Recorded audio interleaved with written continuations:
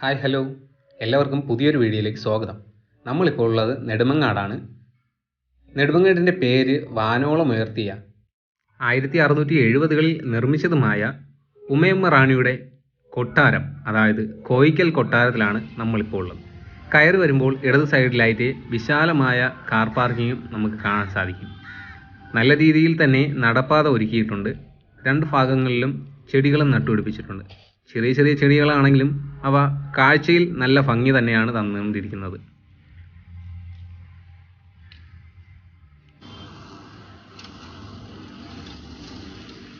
ഇവിടെ ഈ കൊട്ടാരം സ്ഥാപിക്കാൻ കാരണമായത് മുകിലൻ എന്ന മുസ്ലിം പോരാളി ഈ ഉമയമ്മ റാണിയുടെ ഭരണകാലത്ത് തിരുവനന്തപുരത്തിന് സമീപം മണർക്കാട് വരെ സൈന്യസമേതം ആക്രമിച്ചു വരികയുണ്ടായി.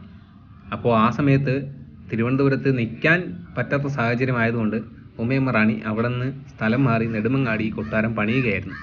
നമ്മളിപ്പോൾ ഈ കയറി പോകുന്ന സ്ഥലത്താണ് നമുക്ക് ടിക്കറ്റ് കൗണ്ടർ കിട്ടുന്നത്. മുതിർന്ന ഒരാൾക്ക് 25 രൂപയും മൊബൈൽ ഫോണിൽ ഫോട്ടോ എടുക്കുന്നതിന് 20 രൂപയുമാണ് പാസ്. ഫോട്ടോ എടുക്കാൻ വേണ്ടിയിട്ടുള്ള പാസും നമ്മുടെ പാസും എടുത്തിട്ടുണ്ട്. മെയിനായിട്ട് ശ്രദ്ധിക്കേണ്ട ഒരു കാര്യം, നമുക്കിവിടെ വീഡിയോഗ്രാഫി അലൗഡ് അല്ല. കൊട്ടാരത്തിനുള്ളിൽ വീഡിയോഗ്രാഫി അലൗഡ് അല്ല. അല്ലാതെ ഇതിൻ്റെ ഈ ചുറ്റുപാടും മാത്രം നമുക്ക് വീഡിയോ എടുക്കാൻ സാധിക്കും. മൊബൈൽ ഫോട്ടോഗ്രാഫി മാത്രമാണ് ഉള്ളിൽ അലൗഡ് ആയിട്ടുള്ളത്. മറ്റു കാര്യങ്ങൾ അവർ ഡീറ്റെയിൽ ആയിട്ട് പറഞ്ഞിട്ടുമില്ല. ഒരു ഗാർഡൻ്റെ സമാന്തരമായ രീതിക്കാണ് അവർ ഇവിടുത്തെ പുൽത്തകിടികളെല്ലാം ഒരുക്കിയിരിക്കുന്നത്.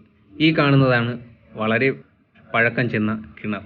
ഈ കൊട്ടാരത്തിലുള്ളവർ എല്ലാം ഇവിടെ നിന്നാവാം വെള്ളം കുടിച്ചിരുന്നത്.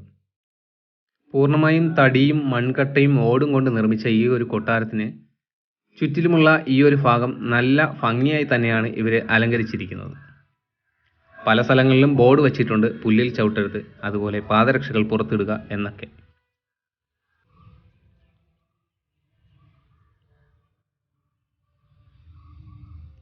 ഒരു നാലുകെട്ട് രീതിയിലാണ് ഈ കൊട്ടാരം പണി കഴിപ്പിച്ചിരിക്കുന്നതെങ്കിലും പുറമേ നിന്ന് നോക്കിക്കഴിഞ്ഞാൽ നമുക്ക് അങ്ങനെ ഒരു ഫീല് തോന്നത്തേയില്ല.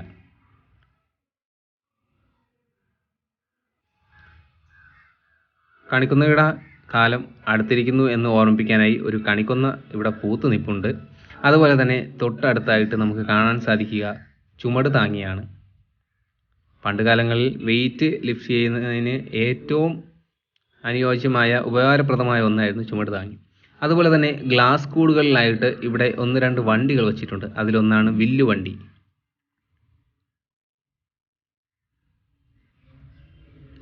മറ്റൊന്ന് കുതിരവണ്ടി.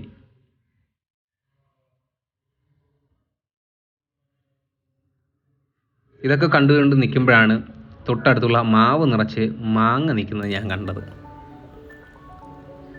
നിറച്ച് മാങ്ങയാണ്, പക്ഷെ ഒന്നുപോലും തറയിലില്ല. ഇതെല്ലാം നോക്കി നിന്നപ്പോൾ തട്ടുവണ്ടി എന്ന് പറയുന്ന ഒരു സംഭവം കണ്ടു. കാളകളെ പരിശീലിപ്പിക്കുന്നതിന് വേണ്ടി ഉപയോഗിച്ചിരുന്ന ഒരു വണ്ടിയാണ് ഇത്. കാളയോട്ട മത്സരങ്ങൾക്കും ഈ വണ്ടി ഉപയോഗിച്ചിരുന്നു എന്ന് നമുക്കിവിടെ എഴുതിയിരിക്കുന്നത് കാണാൻ സാധിക്കും. ഇനി ഇതാണ് ഇവിടുത്തെ മെയിൻ അട്രാക്ഷൻ എന്ന് പറയുന്നത്. ഈ പടികൾ ഇറങ്ങി നമ്മൾ നേരെ താഴെ ചെല്ലുന്നത് കൽപ്പടവുകളുള്ള ഒരു കുളത്തിലേക്കാണ്. മറ്റൊരു സവിശേഷത എന്തെന്നാൽ നമ്മൾ കൊട്ടാരത്തിനുള്ളിൽ കയറി നിന്നുകൊണ്ട് ഒരു കിളിവാതിലിലൂടെ നോക്കിക്കഴിഞ്ഞാൽ ഈ കുളം അതിമനോഹരമായി തന്നെ കാണാൻ സാധിക്കും. ഇവയെല്ലാം അടുത്തിടെ പണി കഴിപ്പിച്ചതാണെന്ന് തോന്നും. കാരണം കാലപ്പഴക്കം ചെന്ന് ഓരോന്നും നശിക്കുമ്പോൾ അതുപോലെ നിലനിർത്താൻ വേണ്ടിയിട്ട് പുരാതന വസ്തു വകുപ്പൊക്കെ കഷ്ടപ്പെടുന്നുണ്ട്. നല്ല ഭംഗി തന്നെയാണ് ഈ കുളത്തിനെ ഇവിടെ അവർ നിലനിർത്തിയിരിക്കുന്നത്.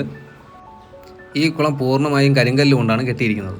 അതുപോലെ തന്നെ ഇവിടെ വരുന്നവർക്ക് ശുചിമുറികളും പ്രൊവൈഡ് ചെയ്യുന്നുണ്ട്. ഇനി നമുക്ക് കൊട്ടാരത്തിനകത്തുള്ള കാഴ്ചകളിലേക്ക് കടക്കാം. അവയൊന്നും വീഡിയോ പകർത്താൻ പറ്റാത്തതുകൊണ്ട് എല്ലാം ഫോട്ടോ രൂപേണയാണ് നിങ്ങൾക്ക് മുന്നിൽ ഞാൻ എത്തിക്കുന്നത്. കൽക്കുഴലും പഴയകാലങ്ങളിൽ ഭക്ഷണം പാകം ചെയ്യുന്ന പാത്രങ്ങളും ഏകദേശം 2 കിലോമീറ്റർ നീളമുള്ള തുരങ്കപാതയും, അതായത് കരിപ്പൂര് വരെ എത്തുമെന്നാണ് പറയപ്പെടുന്നത്. തെളിവുകൾ ഇല്ല. അങ്ങനെ ആഹാര സാധനങ്ങളും മറ്റും കേടുകൂടാതെ സൂക്ഷിക്കുന്ന പലതരം സംവിധാനങ്ങൾ, കൃഷിക്ക് മറ്റും ഉപയോഗിക്കുന്ന ആയുധങ്ങൾ, മൃഗങ്ങളെ വേട്ടയാടുന്ന ആയുധങ്ങൾ, ഹൂഖയുടെ ഒരു പഴയ രൂപവും ഇവിടെ കാണാൻ സാധിക്കും. ദേവീദേവ ആരാധനയ്ക്കും ദുർമന്ത്രവാദത്തിനും ഉപയോഗിച്ചിരുന്ന നിരവധി ഉപകരണങ്ങളും പലതരത്തിലുള്ള അളവ് രീതികളും, വിനോദത്തിനായി ഉപയോഗിച്ചിരുന്ന പല്ലാങ്കുഴിപ്പലക, കൊട്ടുകളിപ്പലക, കഴഞ്ചിപ്പലക തുടങ്ങി ഒട്ടനവധി ഉപകരണങ്ങളും ആയോധന കലകളിൽ ഉപയോഗിച്ചിരുന്ന ആയുധങ്ങളും കേരളത്തിൽ നിലനിന്നിരുന്ന നാണയ വ്യവസ്ഥയും നമുക്കിവിടെ നിന്ന് കാണാൻ കഴിയും. പലതരം വാദ്യോപകരണങ്ങൾ, പലതരം കലാരൂപങ്ങളുടെ ചിത്രാവിഷ്കരണവും ഇവിടെ ഒരുക്കിയിരിക്കുന്നു. കാഴ്ചകളൊന്നും തന്നെ ഇവിടെ അവസാനിക്കുന്നില്ല. ഇതിനുള്ളിലുള്ള കാഴ്ചകളെല്ലാം നിങ്ങൾ ഇവിടെ വന്ന് തന്നെ ഒന്ന് കാണുക. അപ്പോൾ അടുത്ത വീഡിയോ കാണുന്നവരെ ബൈ.